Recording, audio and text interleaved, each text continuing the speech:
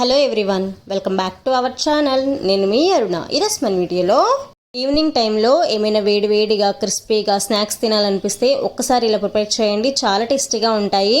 కొంచెం ఆయిల్తో తక్కువ టైంలో ఇలా ప్రిపేర్ చేసి మీ పిల్లలకి పెట్టండి. చాలా ఇష్టంగా అయితే తింటారు. మరి ఎలా ప్రిపేర్ చేయాలో చూసేద్దామా?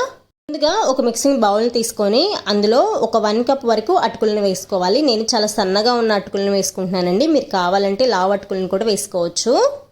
ఇలా అటుకులను వేసుకున్న తర్వాత అటుకులు మునిగేంత వరకు వాటర్ని వేసుకొని 1-2 సార్లు నీట్గా వాష్ చేసుకోవాలి. పేపర్ అటుకులు మనం కడిగేటప్పుడే నానిపోతాయి. ఇందులో ప్రత్యేకంగా వాటర్ వేసి నానపెట్టాల్సిన అవసరం లేదు. ఇప్పుడు ఈ అటుకుల్ని వేళ్లతో కొంచెం పలుకుండేలాగా నలుపుకోవాలి. ఈ అటుకుల్ని మెత్తగా కూడా కలుపుకోవద్దు. కొంచెం పలుకుంటేనే మనం తినేటప్పుడు క్రిస్పీగా టేస్టీగా చాలా బాగుంటాయి. సో ఇలా కొంచెం పలుకుండేలాగా కలుపుకున్న తర్వాత ఇందులోకి మనకు కావాల్సిన స్పైసెస్ని యాడ్ చేద్దాము. ఇందులో ఒక 4 స్పూన్ల శనగపిండిని, 2 స్పూన్ల బియ్యపిండిని, మీ టేస్ట్కి తగ్గట్టు సాల్ట్ని అడ్జస్ట్ చేసుకోండి. నేను ఇక్కడ ఒక 1/2 స్పూన్ వరకు సాల్ట్ని వేస్తున్నాను. 1 స్పూన్ కారాన్ని, 1/2 స్పూన్ జీలకర్ర పొడిని, 1/2 స్పూన్ ధనియాల పొడిని, 1/2 స్పూన్ గరం మసాలాని, చిన్నగా సన్న ముక్కలుగా కట్ చేసుకున్న ఉల్లిపాయ ముక్కల్ని, చిన్నగా సన్న ముక్కలుగా కట్ చేసుకున్న కొత్తిమీర ఆకుల్ని, 2 రెమ్మల కరివేపాకుని చిన్నగా సన్న ముక్కలుగా కట్ చేసుకుని వేసుకోండి.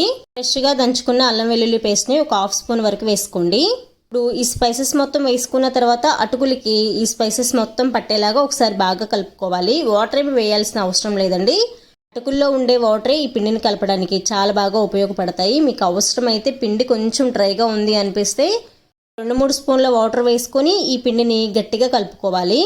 మీరు వాటర్ కనుక ఎక్కువ వేసినట్లయితే ఆయిల్ అనేది ఎక్కువ పీల్చేస్తుంది. మనకు అంత క్రిస్పీగా కూడా ఉండవు ఈ వడలు. అందుకని అవసరమైతేనే వాటర్ని వేయండి, లేకపోతే అటుకుల్లో ఉండే వాటర్తోనే ఈ పిండిని కలపడానికి ట్రై చేయండి. పిండిని మొత్తం కలుపుకున్న తర్వాత చూపిస్తున్నాను చూడండి. చేతిలోకి చిన్న పిండి ముద్దను తీసుకొని ఉండలాగా చేశారంటే కరెక్ట్గా మనకు ఉండ అనేది రావాలి. అప్పుడే మనం కరెక్ట్గా పిండిని కలిపినట్లు. ఒకవేళ మీకు ఇలా ఉండలాగా చేయడానికి రాలేదు అంటే 2-3 స్పూన్ల వాటర్ని వేసుకొని ఈ పిండిని కలుపుకోవాలి. ఈ పిండిని అయితే ఇలా సాఫ్ట్గా కలుపుకొని రెడీగా పక్కన పెట్టుకోండి.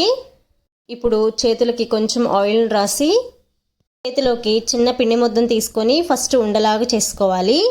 ఇలా ఉండలాగా చేసుకున్న తర్వాత అరచేతిలో పెట్టి వీడియోలో చూపిస్తున్నట్లుగా గట్టిగా ప్రెస్ చేసి అంచుల్ని క్లోజ్ చేసినట్లు కనుక చేసినట్లయితే చక్కగా మనకి వడ అనేది ప్రిపేర్ అయిపోతుంది. ఇలా ప్రిపేర్ చేసుకున్న వడల్ని ఒక ప్లేట్లో పెట్టుకోండి. సేమ్ ప్రాసెస్లో చేతికి ఆయిల్ రాసి మిగిలిన పిండితో ఇలా వడల్లాగా ప్రిపేర్ చేసి ఒక ప్లేట్లో పెట్టుకొని రెడీగా పక్కన పెట్టండి. నేను తీసుకున్న 1 కప్పు అటుకులకి నాకు ఇన్ని వడలైతే వచ్చాయి. ఇప్పుడు స్టవ్ ఆన్ చేసి ప్యాన్ పెట్టుకొని అందులో షాలో ఫ్రైకి సరిపడా ఆయిల్ని వేసుకోవాలి. మీరు కావాలంటే ఎక్కువ ఆయిల్తో డీప్ ఫ్రై కూడా చేసుకోవచ్చు. ఆయిల్ తక్కువ హీట్లో ఉన్నప్పుడు మనం ముందుగా ప్రిపేర్ చేసుకున్న వడల్ని ఒక్కొక్కటిగా ఇందులో వేసుకోవాలి. ఫ్లేమ్ని మీడియం ఫ్లేమ్లో పెట్టి క్రిస్పీగా ఫ్రై అయ్యేంత వరకు కూడా ఒకవైపు ఫ్రై చేసుకోవాలి.